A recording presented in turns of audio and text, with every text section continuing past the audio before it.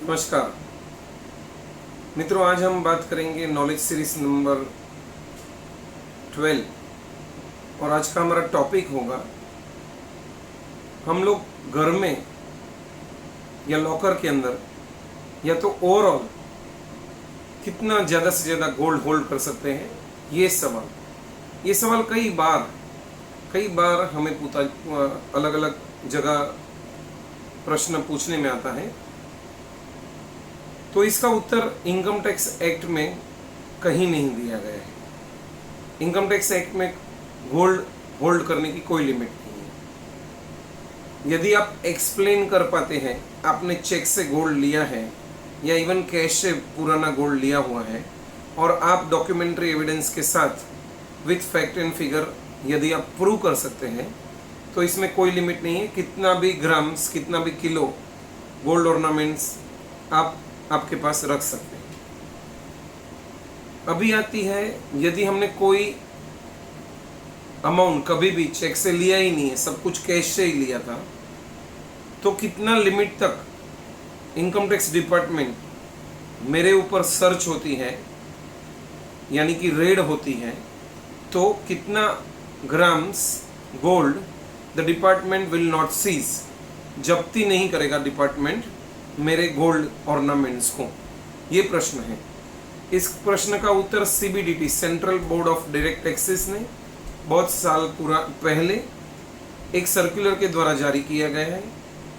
उसमें बताया गया है कि जो भी कुटुंब है, फैमिली है, उसकी हर महिला, मैरिड महिला के केस में 500 gram, unmarried ladies, unmarried female, unmarried daughter के केस में 250 ग्राम, और जितने भी मेल मेंबर हैं उन प्रति मेल मेंबर के 100 ग्राम के हिसाब से जितना टोटल होता है।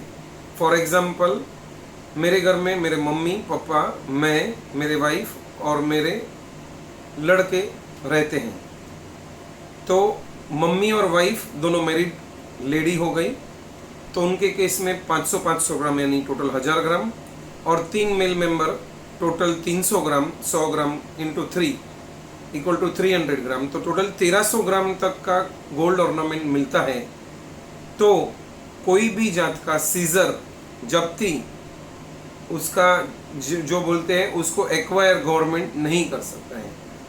ये न करने का कारण है कि कोई भी सर्च होती है तो उस व्यक्ति को सर्च के बाद यदि सब कुछ जब्त हो जाता है तो कोई भी इन नेक्स्ट वीक या नेक्स्ट टू नेक्स्ट वीक कोई फंक्शन आए तो उसमें कोई भी ऑर्नामेंट्स लेडीज़ को पहनने के लिए नहीं होंगे। और हिंदू रिवाज और अपनी सोसाइटी का जो जनरल ढांचा है उसके मुताबिक गोल्ड ऑर्नामेंट्स कोई भी ब्याह वगैरह में पहनना जनरली लोग पहनते हैं।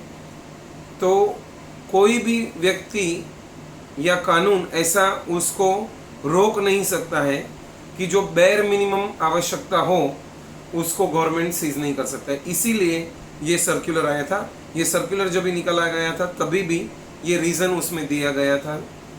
तो उसमें आगे बढ़ के ये भी कहा गया है, यदि कोई राजा महाराजा, हैदराबाद के महाराजा है या मद्रास के महाराजा है या राजस्थान के कोई महाराजा है, उनके यहाँ सर्च आएगी तो उनकी जो स्टेटस है, उनका कस्टम, उनकी बिलीफ्स, उनका रहनी कहनी, रहन सहन के हिसाब से bare minimum number of grams छोड़ के ये सर्कुलर के अलावा भी डिपार्टमेंट जा सकता है और उतना छूट दे सकता है, उतना अमाउंट सीज नहीं कर सकता है।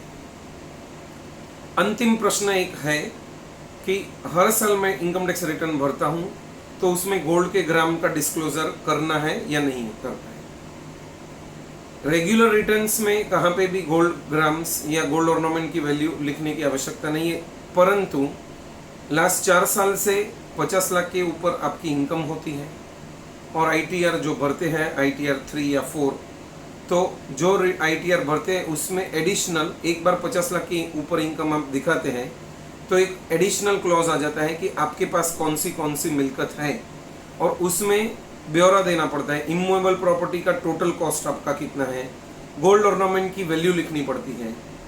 तो वैल्यू भी लिखने में आप कौन सी वैल्यू लिखेंगे? कॉस्ट ऑफ एक्विजिशन यानी खरीद मूल्य आप लिखेंगे कि उसका बाजार मूल्य आज का वैल्यूएशन निकाल के आप लिखेंगे? तो इसका आंसर है आपको एक्विजिशन कॉस्ट, आपने जो खरीद की है वो टोटल समझो अलग अलग साल में अलग अलग खरीद कीमत की है। कोई 50,000 का अमाउंट लिया है, कोई लाख का लिया है और कोई 5 लाख का लिया है। तो 6.5 लाख का टोटल आप ये साल के रिटर्न में जब भी ब्यौरा देना पड़ेगा गोल्ड ऑर्नामेंट्स और वैल्यूएशन ज्वेलरी का, उसमें आप ये अमाउंट लिखेंगे 6.5 लाख। तो इस हिसाब से आपको यदि इनकम 50 लाख के ऊपर जाती है तो ही गोल्ड ऑर्नामेंट्स और ज्वेलरी का ब्यौरा देना है, और टोटल अमाउंट देना है वो भी आपको खरीद कीमत के हिसाब से देना है। यदि आपको ये वीडियो अच्छा लगा हो, कुछ नॉलेज आपका वैल्यू एडिशन हुआ हो, तो कृपया इसे ज़रूर हमारी CA हिरेन संघवी करके यूट्यूब चैनल है उसे सब्सक्राइब करें।